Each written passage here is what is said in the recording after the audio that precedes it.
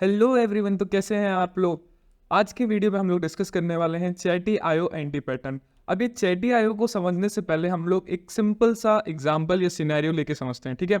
समझिए आप एक ग्रुप डिस्कशन में बैठे हैं। ये कौन है? ये आप हैं, ये एक और मेंबर है, ये आपका फ्रेंड बैठा है, एंड ये ग्रुप का थर्ड मेंबर बैठा हुआ है। कौन? थर्ड। ये ग्रुप का फोर्थ मेंबर बैठा हुआ है, और ये ग्रुप का फिफ्थ मेंबर बैठा हुआ है। और आप लोग सब मिलके क्या कर रहे हैं? एक ग्रुप डिस्कशन कर रहे हैं।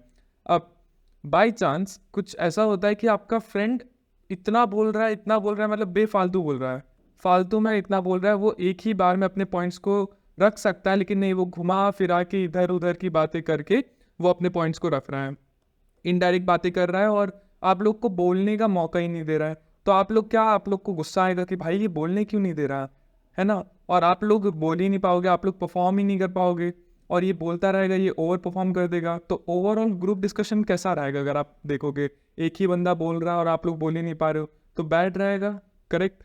Overall impression of a group discussion.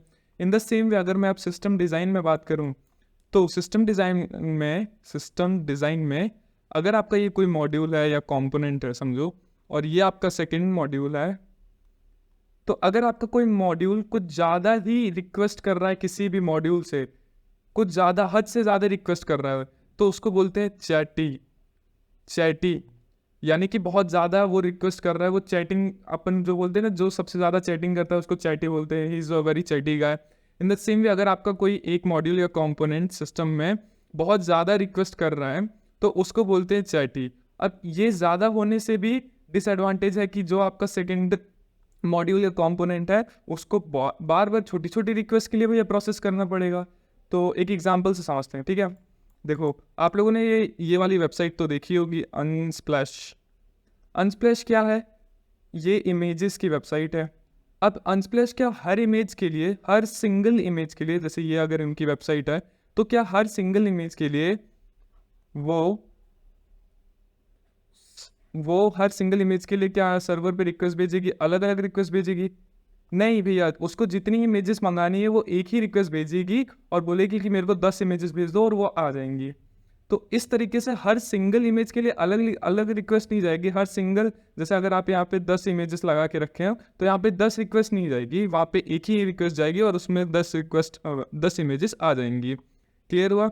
अब इससे भी अच्छा सॉल्यूशन लोग क्या करते हैं, या कंपनीज क्या करती हैं, कि यह आपका सर्वर है और ये आपका एक दूसरा सर्वर है। दूसरा सर्वर क्यों लिया मैं बताता हूँ। अब यहाँ पे अगर आप लोगों की वेबसाइट पे इमेजेस है, ठीक है, समझिए इमेजेस है बहुत सारी, और डेटा है, डायनेमिक डेटा है, तो डायनेमिक डेटा तो आपका मेन सर्वर दे देता है। ये क्या करता है? मेन सर्वर दे देता है। लेकिन जो इमेजेस है वो कौन प्रोसेस करता है? वो आपका सेकेंडरी सर्वर कर देता है प्रोसेस, ताकि किसी एक ही सिस्टम के ऊपर लोड नहीं आए। तो अब जो न्यू यूज़र आएगा उसको कौन देख लेगा? उसको ये मेन सर्वर देख लेगा। न्यू यूज़र को कौन देख लेगा? ये मेन सर्वर, सॉरी, ये मेन सर्वर देख लेगा न्यू यूज़र्स को, और जो भी इमेजेस की रिक्वेस्ट आएगी वो सेकेंडरी सर्वर तो आपका देख ही रहा है। तो इस तरीके से आप बच सकते हैं।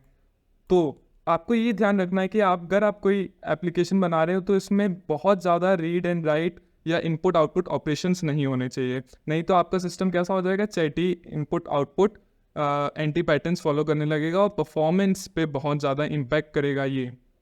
तो ये इसीलिए एक परफॉर्मेंस एंटी पैटर्न्स है। सो आई होप इस वीडियो से आप लोग को क्लियर हो गया हो कि चैटी आईओ क्या होता है।